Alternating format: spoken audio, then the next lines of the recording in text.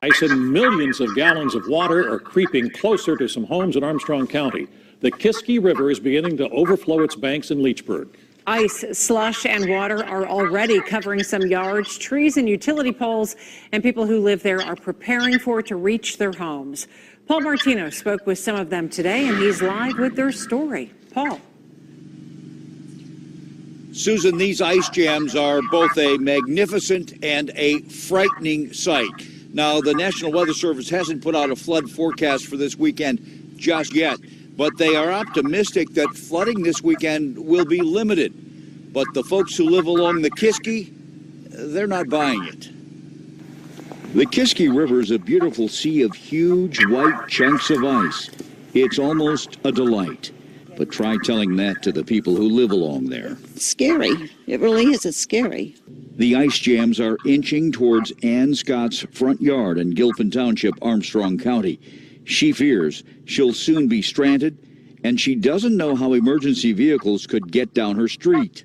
We don't know if it's going to flood us out, or if you're going to be stuck with all ice in our driveway, or if it's going to go up into our driveway. We have no idea what's going to happen with it.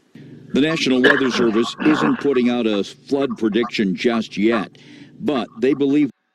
Okay, let me say, that river, the Kiski Minitus, the Kiski River, that's 13 miles south of me, and the ice jams I showed you before are about 20 miles north of me.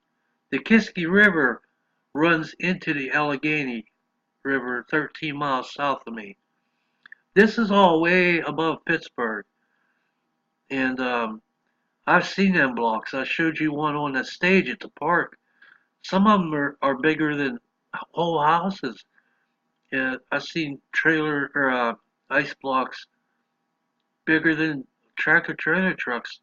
And then now it's going to start warming up overnight, or tomorrow morning, into the mid 40s to mid 50s.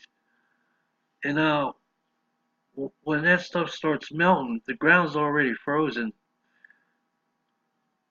Those ice blocks are going to overrun the bank, and they're big enough to tear out houses, buildings, and I'm talking brick buildings, and not just houses.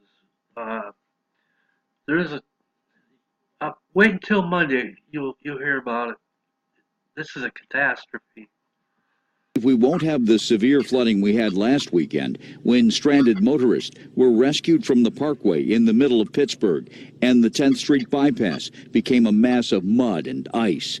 Temperatures won't be as high this weekend. We won't have the same heavy rains, but it's of little comfort for folks who live on the Kiski. This is the worst we've seen it. And you're frightened? Yes, because I don't know what's going to happen. Even so, the ice jams are in sight, as long as they stay out of your yard. It's beautiful if it was on a picture postcard, if you want to know the truth. Beautiful and frightening. Now, once again, the Weather Service not out with a flood prediction just yet, but some optimism. First of all, temperatures begin to rise tomorrow.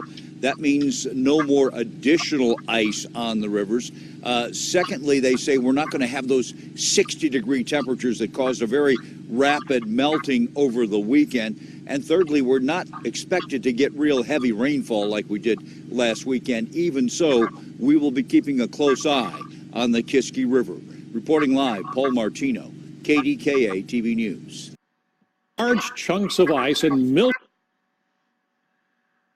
Some of these newscasters need smacked in the face because they're making a joke of it. They don't realize how serious this is. Because I lived on this river, well, I was raised on this river, both of them, and it's not a joke. Man. There's going to be a lot of damage.